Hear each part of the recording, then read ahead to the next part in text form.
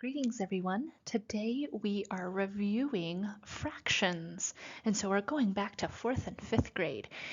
These notes you might have to put in your own notebook if we don't have a foldable, so just jot these down where your next blank page is.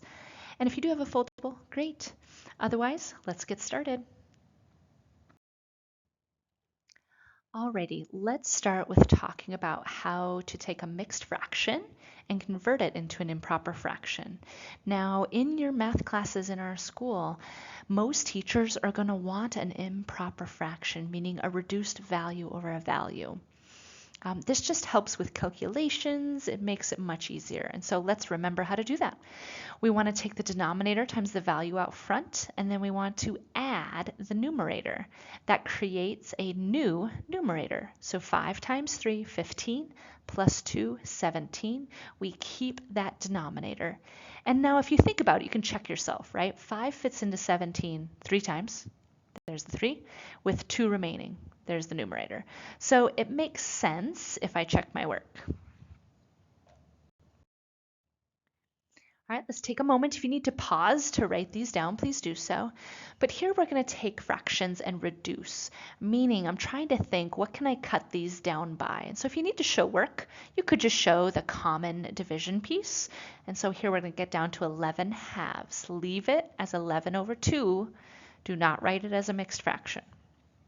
All right, 18 and 30. Let's divide both of those by 6, or cut both of those by 6.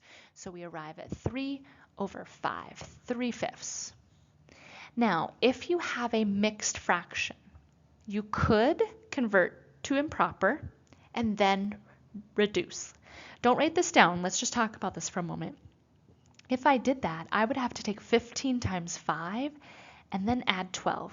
I could do that, but those are kind of big numbers, right? And so if it's an option, and here's what I do want to do, if it's an option to reduce this part of the fraction first, then you want to do that. Because if I can make numbers smaller before I make them bigger, it's going to make things easier. So let's reduce that to 4/5. We'll keep that front value of 5. Now let's convert to improper. 5 times 5 is 25.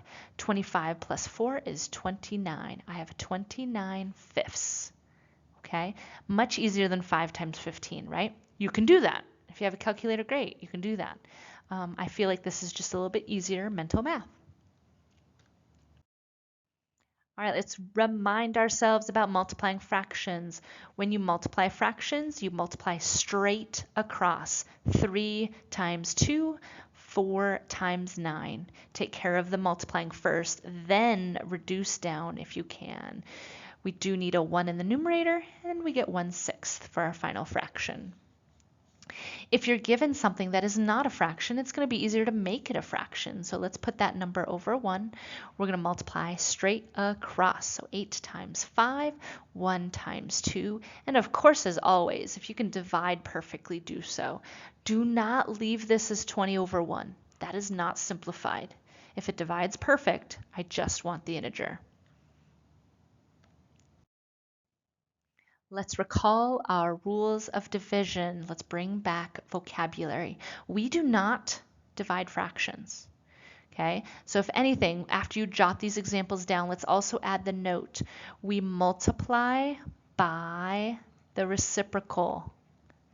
Okay, we multiply by the reciprocal. So you need to rewrite the problem first, meaning you multiply by the reciprocal. The reciprocal is the flip of the second fraction. Okay, so if this one, I'm going to set this up first. This would be 6 over 1. So I'm going to change my problem. I want to multiply by the reciprocal. See how that looks? Once you've done that, now it's a regular problem. We're going to multiply straight across, so 6/9. We're going to reduce and get 2/3. 3 times 1, 5 times 6, and we're going to reduce. Okay, you don't have to show me what you're cutting by or dividing by. That's up to you if you need that. It's just a little way to kind of confirm and break down our steps. Let's recall the rules for adding and subtracting. For adding and subtracting, you need a common denominator. Oof, my writing's bad today. We need a common denominator. Any common denominator is fine. The least common denominator is the best, but right now any common denominator is fine. So let's rewrite the problem. What do 9 and 3, what can 9 and 3 both fit into? 9. That means the 2 stays, right? I'm not changing that first one. But here, to get from 3 to 9, I'd have to take times 3. So if I times by 3, my new numerator is 3. Okay? Take a moment to look at that. 1/3 is the same as 3/9. I'm not changing the value. I am making it so I can add. When we add the numerators, and we did all that work for a common denominator, so we keep it. Let's set this one up. This one, I'm just going to write this 6/1. Let's set up our new problem. Our common denominator out of 5 and 1 is 5, which means the 3 stays. But in order to make this a 5, I had to take it times 5. So I've got 30. If I subtract, you can have negative large numbers. That doesn't change a thing. We subtract the numerators, keep the common denominator. Okay? All right, now let's take a look at this last one. This last one, I need a little more space. Maybe you do too. Okay, let's look at example 11. We need a common denominator. All right, I'm going to prep my problem.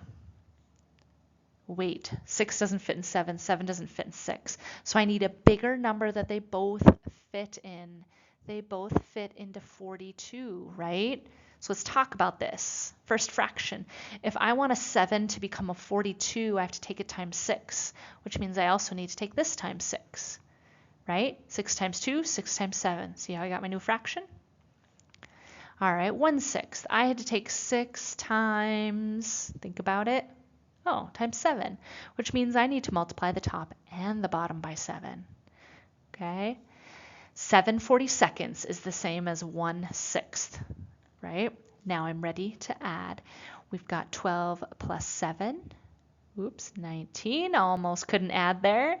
And I keep my common denominator. I do need to take a moment to make sure that doesn't reduce further, because sometimes they do, right? If this was 20/42, I'd have to keep going, but we're reduced.